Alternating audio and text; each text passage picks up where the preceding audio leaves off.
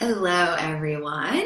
So recently I was asked to do a video on how to face the discomfort of getting out of your comfort zone without the use of a stiff drink. And I thought that this was obviously a really, really important question because we all know what it's like, hopefully, to face that discomfort of pushing our comfort zone.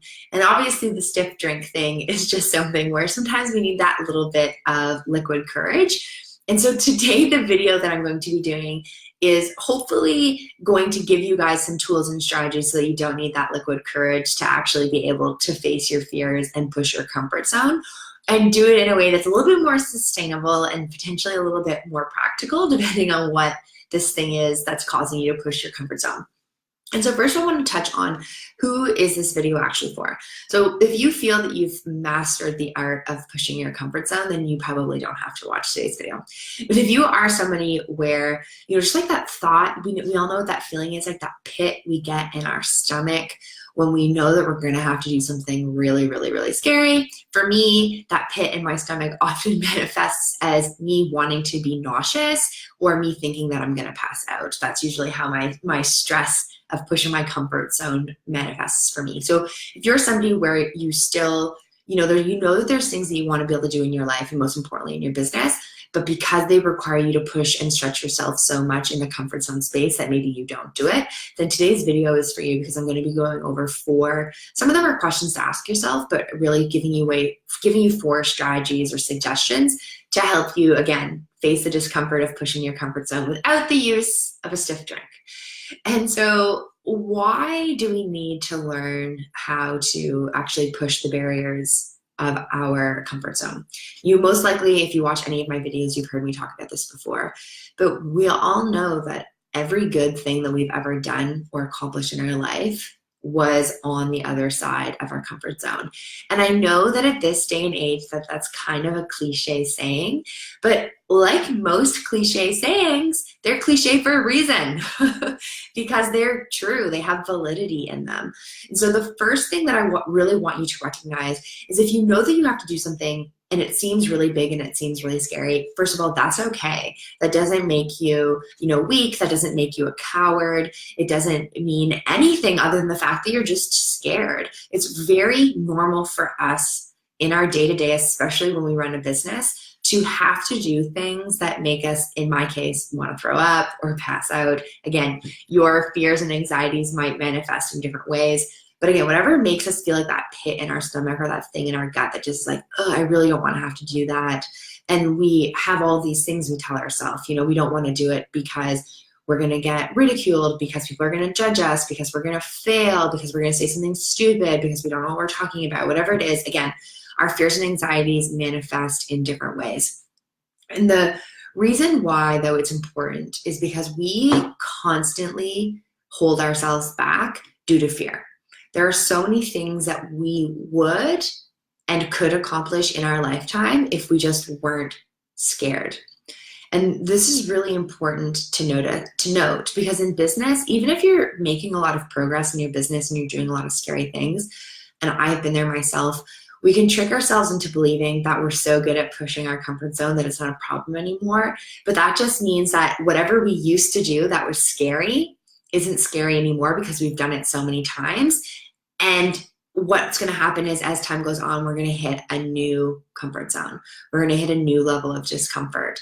And it is about knowing that what was scary before might not always be scary, but it's about embracing the reality of the fact that you're still going to have to do scary things regardless of where you are in your business and where you're at in your life. So really being able to face that discomfort is important. So my 4 things that I really want you guys to think about is, and the first one is it's really more of a question, but I'm going to give the strategy behind it, is why does this thing make you uncomfortable? What is this thing that's causing you the discomfort when you think about pushing your comfort zone? And this is actually really, really important to think about. And I find most of us don't, myself included, because we just make the assumption that, one, maybe it's easier for other people and we're just struggling with doing this activity because we're not cut out for it, or again, we're going to make a fool of ourselves, or we just don't know how to do it, whatever it is. And public speaking is always one that I talk about a lot. And ironic because I'm doing a Facebook Live video, but public speaking is actually something that I still struggle with. doing Facebook Lives is something that's still, it is hard, and I still get that little bit of anxiety, but it's nothing in comparison to what it was like over 2 years ago when I first started my videos. When I first started doing Facebook Live videos, no word of a lie, I almost passed out even though I was sitting down the first maybe 10 times I did a Facebook Live video. And with that, it really was exploring, like, what was it about going live and doing a Facebook Live that was making me uncomfortable? And as I started to explore that and really kind of like literally create a checklist of the things that was making me uncomfortable about going live, and I do this now with public speaking because it still causes me a lot of anxiety, is creating that checklist. Like, what is it about Facebook Live, or what is it about speaking in public that makes me so anxious and makes me want to throw up or makes me want to pass out? And a lot of it just always comes down to the same things. I'm scared that I'm going to say something dumb, or that I'm going to screw up, and because it's live, I can't erase it. I'm worried that I'm just going to get up on stage or get in front of, the video and blank out, like completely and utterly forget everything that I was going to say. Another thing is that I'm just gonna sound dumb, that people are gonna judge me, that people are not gonna like what it is that I have to say. And as I create that checklist of, again, what is it about this thing that's causing me the discomfort, often I can look at that list and be like, a lot of those things aren't true. Like, most people, they're not gonna laugh at me. Maybe some people might think I'm dumb, but that's okay because I know that I'm not. And I just go through that list of, here, actually, I'm just gonna plug in my computer to make sure it doesn't die on you. So I go through that list, and for the things that could be realistic, like blanking, like I have those moments where I'm so nervous I black out, and I'm sure most of you have had that too, where you're in a really high anxiety situation and you have a conversation or you give a presentation, you absolutely remember nothing of what it is that you said. So that fear of getting on stage and completely and utterly blanking out is realistic. So that's why I have notes. Here, I'll show them to you. Like, that's why when I do my videos, I always have a little cheat sheet on the side so that I can glance over if I lose my train of thought. So again, that discomfort of, well, what if I blank out, or what if I forget what I'm going to say? I've already created something so that if that thing does happen, I have support and it won't actually be a big problem. And when it comes to public speaking, that's when you have your little bullet points. That's why people have cue notes, or on the podium, if they're speaking, they've got notes. So all of the things that cause me discomfort around speaking in public and public speaking are all things that, one, either aren't really true, or two, that, like they're just self-made things I tell myself, or two, they're things that I can plan and prepare for, so that if they do happen, I have my plan of action. And then the other thing for most of us all the time, why something causes us discomfort, is just because we're not used to doing it. It's something new, it's something different. And like most new and different things, we feel kind of out of place. We feel out of place because we're not sure how it's going to go, or we don't have the coping mechanisms to do it properly, or we're just so scared of the unknown, judgment, all that kind of stuff. Again, a lot of the things and themes around pushing our comfort zone are quite similar. But again, I just always like to use public speaking. Oh, thank you, Bethany. I'm glad that Bethany does not think that I am dumb. And so I really appreciate that. I don't either. But again, sometimes that voice in our head tells us these things that we are and we aren't. So the next thing, so again, that first tip is to really just, why does this thing actually make you uncomfortable? The sun just came out from the clouds there. So why does this thing actually make you uncomfortable? And really writing out all the things that make you uncomfortable and creating that checklist and kind of just going through it. The second thing is really to recognize that you've already pushed your comfort zone and succeeded so many times in your life before that you've literally lost count. And that this isn't the first time that you're feeling uncomfortable doing something, and it's not going to be the last. And the more that we're able to look back on our past experiences, and it doesn't have to be in business, it can be in life in general.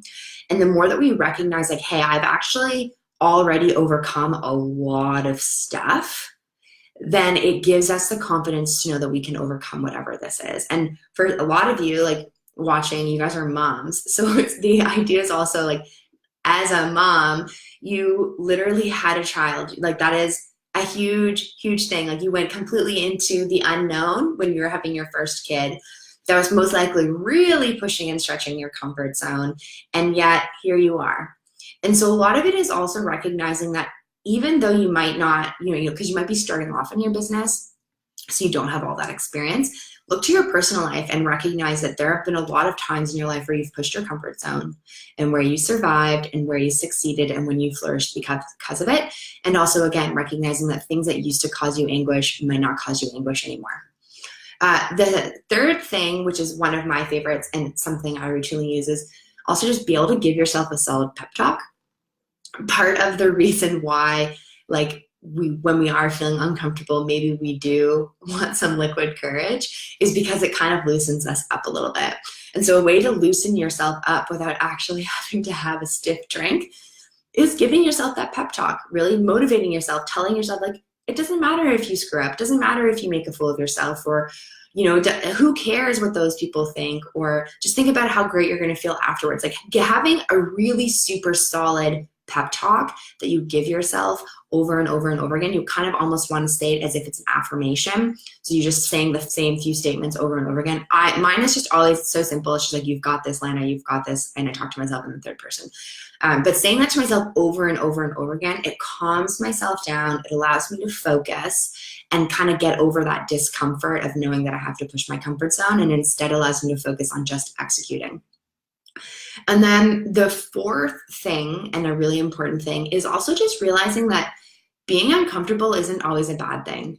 We really are led to believe that any time that we feel like anxiety or stress or discomfort, that's a negative emotion. But most of the time, in business at least, when we're feeling uncomfortable and we're feeling that discomfort and that, those fears of pushing our comfort zone, those aren't bad emotions. We're just making them bad. We are labeling them as bad, and we're trying to avoid them, and then we're fearful of them, and whenever we have to do it, becomes this hard negative thing. But again, you don't have uncomfortable things don't have to be bad. And even if you think about, I don't know, if you're like me and I get a lot of massages because I have really tight shoulder muscles, I like to have deep tissue massages. They are very uncomfortable, those massages, because they hurt so much. But that level of discomfort that I feel, because that pain is associated with a good thing, I enjoy the massage even though it hurts a lot. And that's an example of how I could choose to have that level of uncomfortableness be a bad thing, but it's not. I've chosen to have it be a good thing. And that's the same thing with the discomfort of pushing your comfort zone, is it is recognizing that it doesn't have to be bad. This doesn't have to be a negative thing. Being uncomfortable in any situation sometimes is a good thing. It means that we're growing. It means that we're learning. In the case of a deep tissue massage, it means we're working out all those knots that are actually causing chronic pain outside of the discomfort that you're feeling in that moment. And so a lot of it is, again, and then that kind of falls back into that checklist, and then you just go through the points again, what's actually causing the discomfort, and looking at, is that a bad thing or is that a good thing? Am I just saying that this is a bad thing? Public speaking is a good thing. I love talking to people, but yet I've ascribed this negative association to speaking in public because of how uncomfortable it makes me. And so trying to kind of pick that apart until I recognize that speaking in public and public speaking does way more good for me and my ability to reach people than it does cause me anguish. And if I just start focusing on the good stuff versus the bad stuff, it makes it way more easy for me to push my comfort zone. So just in summary, before that sun gets too bright in my face, is to, again, do that checklist of what actually makes you uncomfortable and go through that one by one. The second is to know that you've pushed your comfort zone before and you've succeeded, so you can totally do it again. The third thing is to give yourself a solid pep talk over and over and over again. And the fourth thing is to realize that, again, being uncomfortable isn't always a bad thing. So as always, I hope you guys enjoyed this video. And if this is something that you want to talk to me more about, please feel free to do so.